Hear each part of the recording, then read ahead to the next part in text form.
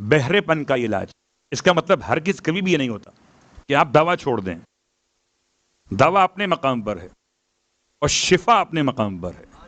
دوا طبیب کے ہاتھ میں ہے، شفا آل محمد کے نام سے.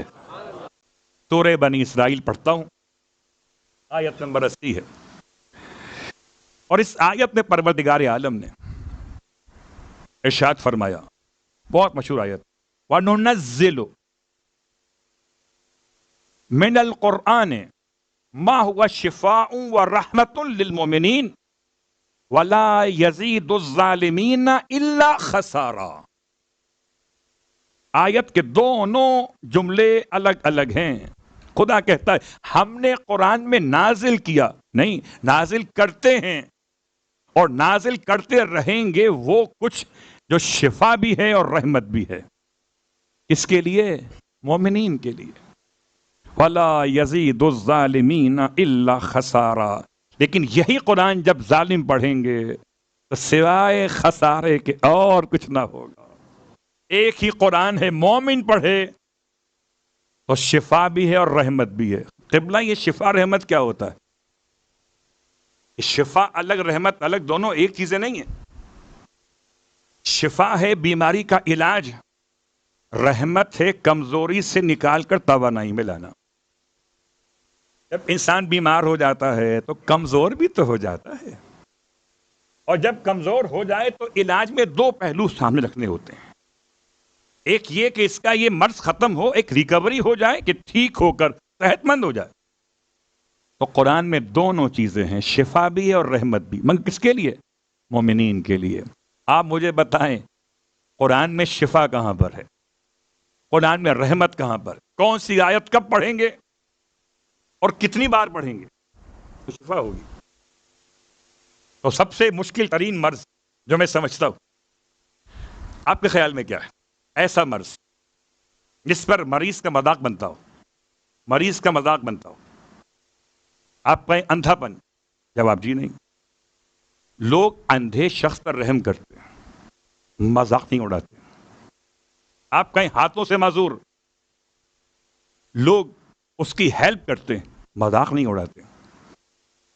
آپ کہیں گونگا، لوگ اشاروں میں سن لیتے ہیں، سمجھ لیتے ہیں.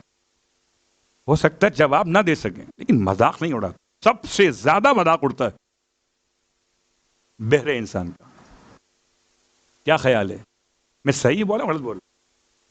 آپ نے کہا کچھ اور اس نے سنا کچھ.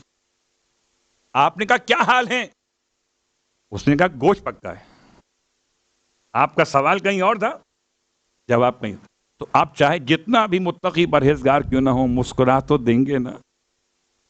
سب سے زیادہ جو مرض انسان کو مذاق کا باعث بن جاتا ہے وہ انسان کی سماعت ہے. اگر سماعت ختم ہو جائے، اونچا سننے لگے، وہ الگ بات ہے کہ جن کے دل میں بغض علی ہو، وہ ذکر علی ہمیشہ اونچا سنتے ہیں، وہ الگ مسئلہ ہے. لیکن میں تو عام بات کر رہا ہوں. تو اگر مسئلہ اس حد تک سنگین ہو جائے کہ انسان کو سنائی دینا بند ہو جائے، اللہ اکبر، کتنا مشکل کام ہے. امام کی خدمت میں آ گئے، کہتا ہے مولا سنائی دینا نہیں، ختم ہو چکا ہے. یہ دو روایت الگ الگ ہیں، یہ پانچویں امام سے پڑھ رہا ہو. اگر دوا میں شفا ہوتی تو ہر دوا میں شفا ہو جاتی. ہر دوا میں شفا نہیں ہوتی. ڈاکٹر بھی آپ پر آزماتے ہیں کون سی سوٹ کرے گی آپ کو. اب وہ آزماتے آزماتے آپ اگر نکل جائیں وہ الگ بات، مگر آزماتے. تو شفا میں آزمایا نہیں جاتا بلکہ بخش دیا جاتا ہے. اللہ اکبر. امام نے سورہ الحشر کی آیت نمبر 21 سے لے کر آیت نمبر 24 تک، پورے قرآن مجید میں سب سے زیادہ جو خدا کے نام ایک ساتھ ملیں گے آپ، وہ سورہ حشر کی آخری آیات میں ہیں. ان آیات میں کمال ہے. اللہ لو انزلنا هذا القرآن على جبل لرأيته خاشعا متصدعا من خشية الله آیت نمبر 21 سورہ الحشر سے شروع کیجئے. امام فرماتے ہیں اپنی سماعت اپنے کانوں پہ ہاتھ رکھ کے یہ پڑھو. 21 سے 24 تک پوری آیات. پروردگار عالم تمہاری سماعت کو واپس لوٹا دے گا.